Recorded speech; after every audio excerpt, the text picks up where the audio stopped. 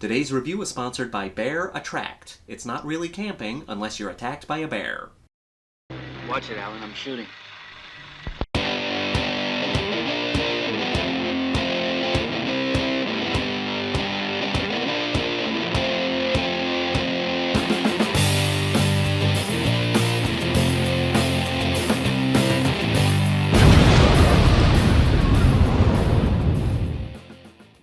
The Hills Have Eyes.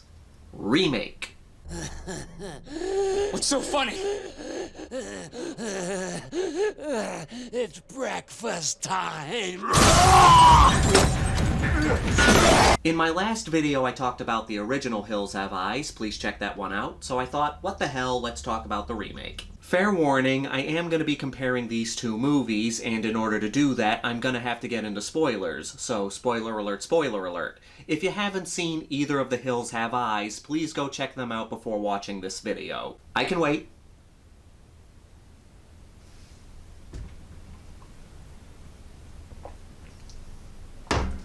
All set? Okay, here we go.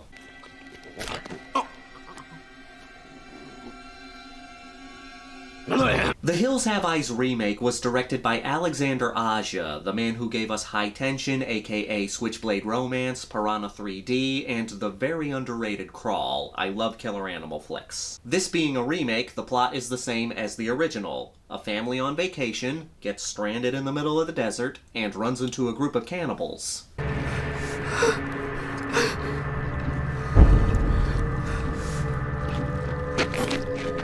Luckily, they do enough different in this movie to warrant its existence. Oh, and fair warning, I'm going to be talking about the unrated version, so buckle up, things are going to get rough. Now, I will say I do prefer the original Hills Have Eyes over the remake, and I'll explain why in a minute.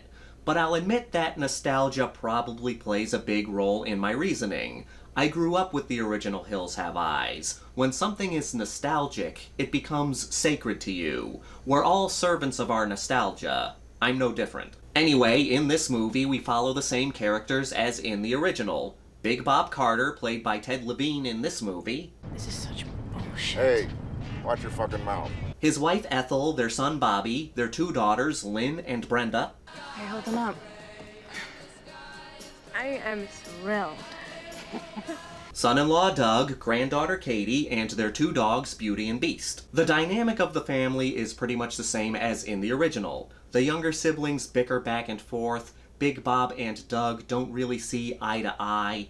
In this movie, the fact that Doug and Bob don't get along is more in your face. Bob is constantly picking on Doug for having different political beliefs, while Doug is constantly back-talking Bob. Well, it's either that or we sit here and wait for somebody to drive by. Have you seen anybody drive by since we got off the freeway? Bob, I haven't seen anyone drive by since he decided to take the shortcut. Honey, let's go for a walk.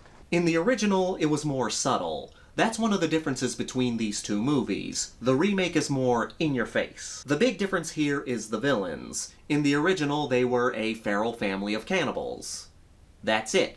Just a wild family of people who attack and eat people. Marge! Yeah, Papa.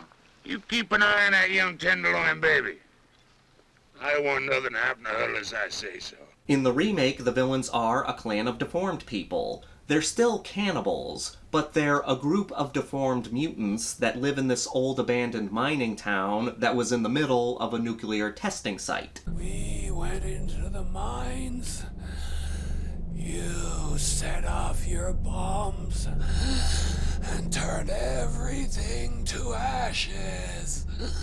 So they're not just cannibals, they're radioactive cannibals. We get some good designs for the cannibals, nothing too crazy. They are believable deformities, very creepy looking. When we get our first good look at one of the cannibals, we're just like, ugh.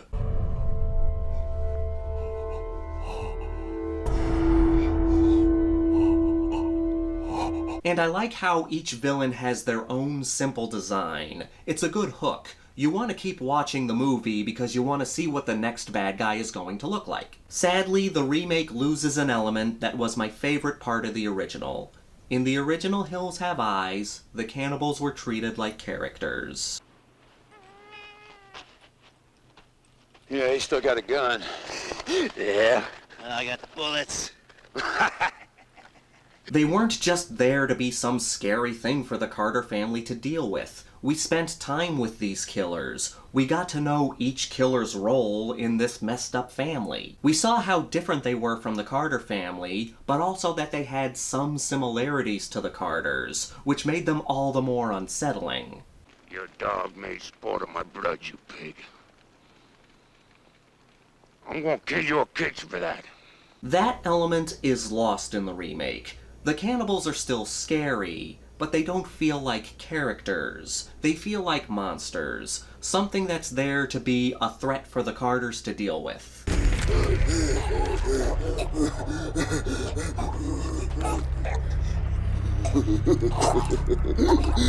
It loses that family versus family aspect, which added that extra punch to the original. Don't get me wrong, I'm glad they made changes in the new movie. When I go into a remake, I'm hoping it'll be different. It just sucks to see one of my favorite aspects removed from the story. The remake also steps up the violence. Blood and gore all over the place. From people getting shot to people getting pickaxed in the torso. Oh, and we can't forget waking up in a tub of body parts.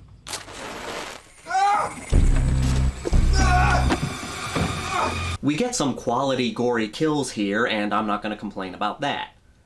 But again, I think the violence was handled better in the original. I love over-the-top gory kills, but in the original, the violence was raw and realistic.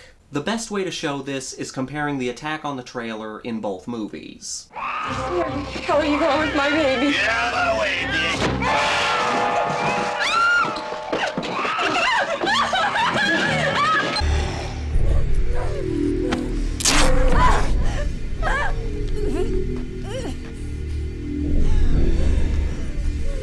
The original trailer attack was very shocking for its time, and I would argue still pretty shocking today. The remake steps everything up, which is what steps it down. It seems like everything they do in the remake is to try and outdo the original. My movie has a bigger dick than your movie. Here's something from the original.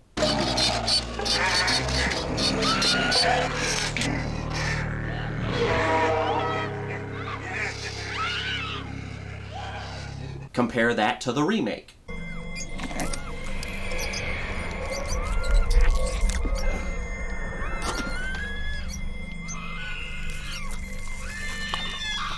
It's got more blood, but because it's more over the top, it loses its impact, for me at least. Then there's the attack on Brenda. In both movies, the younger sister Brenda is raped. In the original, it's more suggested. We see the Mars character get on top of her, we see the frightened look on her face, and then it cuts away.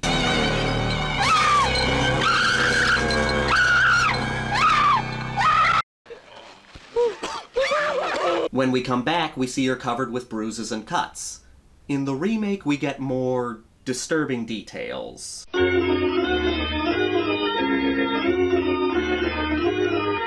It's a lot more graphic. In this case, I think either way is just as disturbing. The original works because it's more suggested, so you fill in the blanks with your mind and create the most terrifying scenario possible. But what really sets these two scenes apart is the killing of the two mothers. Here's when Ethel Carter is shot in the original. Compare that to the remake.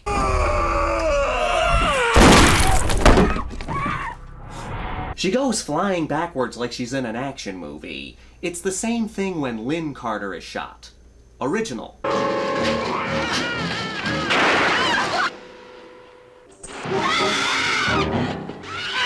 Remake.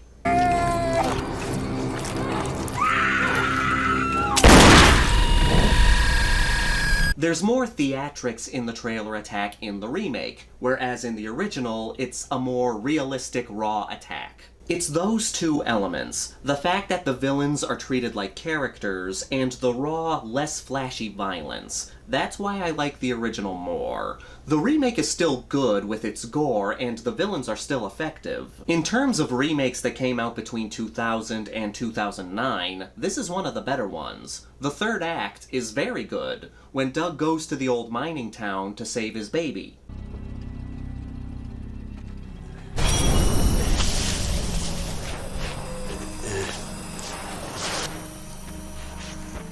There's some good gore and some very intense moments. I like seeing Doug fighting against these cannibals. He's clearly outmatched and he takes some serious damage.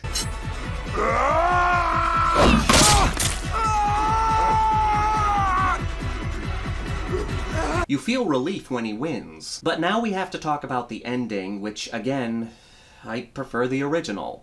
In the remake, we have Doug fighting against one of the cannibals in one hell of a violent fight scene. Then this little girl cannibal, who's the Ruby character, sacrifices herself to save Doug.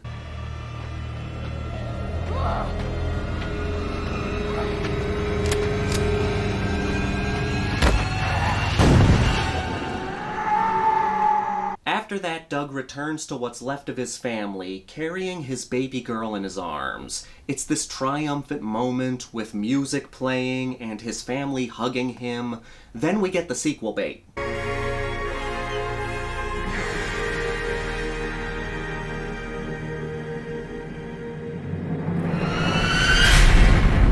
But in the original, we're left asking the question, is this really a happy ending? Doug is up against Mars, and when he finally wins, he just starts wailing on the guy, stabbing him over and over again, in front of Mars's sister.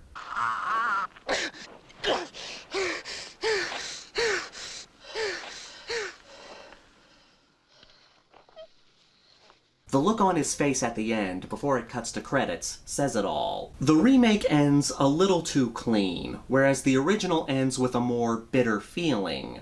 Doug has been pushed over the line and has become just as savage as his enemies, and that act of violence is something he's gonna have to live with for the rest of his life.